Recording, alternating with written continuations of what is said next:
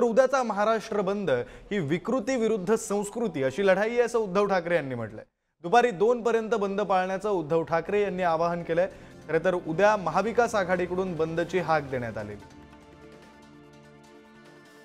राजकीय कारणासाठी बंद नाही आहे।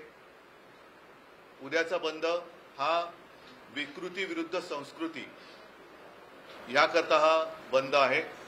जसं आजपर्यंत आम्ही बंद करत आलेलो आहोत, उद्याचा बंद हा महाविकास आघाडी आणि महाविकास आघाडीच्या मित्रपक्षांतर्फेच नव्हे तर सर्व नागरिकांच्या वतीने आम्ही करतो।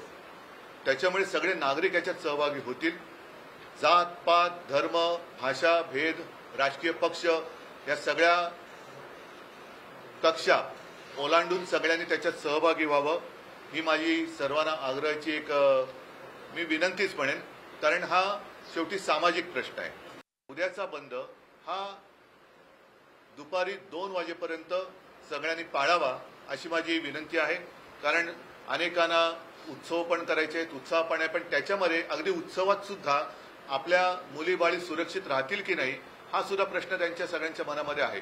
अत्यावश्यक सेवा ज्या आहेत, जसं रुग्णवाहिका सेवा आहेत, वृत्तपत्र आहेत, फायर ब्रिगेड आहेत आणि ज्या ज्या काही अत्यावश्यक सेवा आहेत त्या चालू राहतील।